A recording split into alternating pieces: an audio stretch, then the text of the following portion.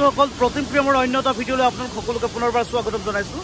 মই আছোঁ আজি কাৰ্বি আংলঙৰ একেবাৰে ভিতৰত, পুৰা হাবিৰ মাজত, জংঘলৰ মাজত, আৰু মই আহি আছোঁ অসমৰ আটাইতকৈ বিশাল ৱাটাৰফলটো দেখুৱাবলৈ, অসমৰ আটাইতকৈ ডাঙৰ জলপ্ৰপাতটো দেখুৱাবলৈ মই আহি আছোঁ।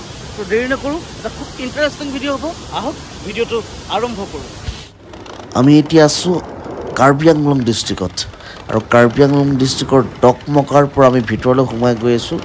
প্ৰায় 19 কিলোমিটাৰ জংঘলৰ মাজে মাজে, খুব ভিতৰত হয়, আমি ভিতৰলৈ সোমাই যাম। প্ৰায় জংঘলৰ মাজে মাজে গৈ আছোঁ, যদিও খুব ধুনীয়া প্ৰাকৃতিক সৌন্দৰ্য, পাহাৰ, আমি প্ৰায় পাহাৰৰ ওপৰত উঠি আহি আছোঁ। আৰু অলপ সময় গ'লে আমাৰ ডেষ্টিনেশ্যন পাম, আৰু গোটেই ৰাস্তাটো বিৰাট ধুনীয়া আৰু ভাল লগা, আৰু এটা দুঃসাহসিক যাত্ৰা। আমি ভালেখিনি অফ ৰোডিং কৰিলোঁ। মই অফ ৰোডিং কৰি আছিলোঁ কাৰণে মোবাইলত ভিডিঅ' কৰিব নোৱাৰিলোঁ, কাৰণ আমি স্কুটি লৈ আহিছোঁ। এতিয়া আমি পূৰা ওপৰত যাম, এটা ধুনীয়া ব্লক দিয়া ৰাস্তা, আৰু ওপৰত গৈ দেখুৱাই আছোঁ।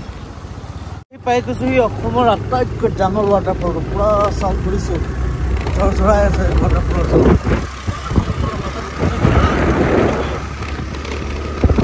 চাওক কেনেকুৱা আটাইতকৈ ডাঙৰ ৱাটাৰফলটো। কমপ্লিট দেখুৱাম, সম্পূৰ্ণ ভিডিঅ' দেখুৱাম, সেইফালকে চাব, নিশ্চয় ভাল লাগিব যদি অসমৰ আটাইতকৈ ডাঙৰ ৱাটাৰফল। আৰু ফাইনেলি পাই গৈছোঁহি আমাৰ ডেষ্টিনেশ্যন, এক ভিতৰুৱা ঠাইত, আল্টিমেট ভিউ, ৱাও। আৰু ওপৰলৈ গৈ আছোঁ এতিয়া, কমপ্লিট ৱাটাৰফলটো দেখুৱাম। অ' গড, নিজৰ চকুৱে নেদেখিলে বিলিভ নকৰিব, ইমান বিশাল, ইমান প্ৰকাণ্ড।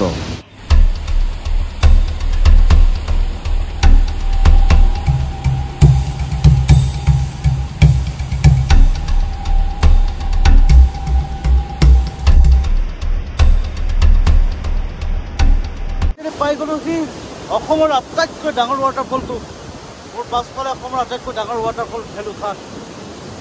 ৱাও, এটা ভয় লাগি যোৱা অনুভৱ, ইমান এক বিশাল ৱাটাৰফল।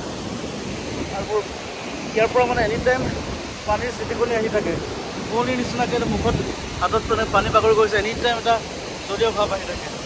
আৰু কেমেৰাটো সেইকাৰণে এনেকৈ থৈ বগা হৈ গৈছে। মই বেক কেমেৰাত দেখাইছোঁ গোটেই পৰিৱেশটো আল্টিমেট।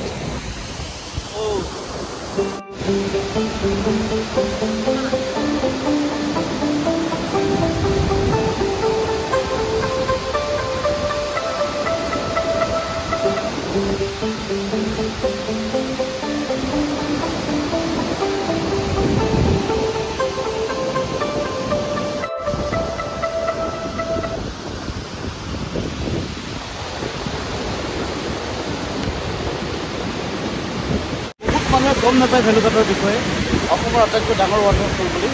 ইয়াত এবাৰ আহিব আৰু চাই যাবই ভেলুঘাট, আল্টিমেট ফিলিং পাব। নৰ্থ ইষ্টত এনেকুৱা ৱাটাৰফল আজিলৈকে মই দেখা নাই, প্ৰতিটো ৱাটাৰফলত গৈছোঁ, আল্টিমেট। এয়াই আছিল অসমৰ আটাইতকৈ ডাঙৰ ৱাটাৰফল ভেলুঘাট, অসমৰ এক অন্যতম বিশেষ সম্পদ। বহুত মানুহে এই ৱাটাৰফলটোৰ বিষয়ে নাজানে। অসমৰ প্ৰাকৃতিকগতভাৱে সৃষ্টি হোৱা পৰ্যটনৰ আটাইতকৈ ধুনীয়া ঠাই বুলি ক'ম মই। গতিকে আহক ইয়ালৈ আৰু ভেলুঘাট চাই যাওকহি, আৰু লৈ যাওকহি ভেলুঘাটৰ আনন্দ অনুভৱ। আৰু আজিৰ ভিডিঅ'টো ইয়াতে সামৰিছোঁ। খুব সোনকালে লগ পাম অন্য এটা নতুন ভিডিঅ'ৰ সৈতে। প্ৰতিম প্ৰেম, মোৰ চেনেলটো ছাবস্ক্ৰাইব কৰিবলৈ নাপাহৰিব। ধন্যবাদ।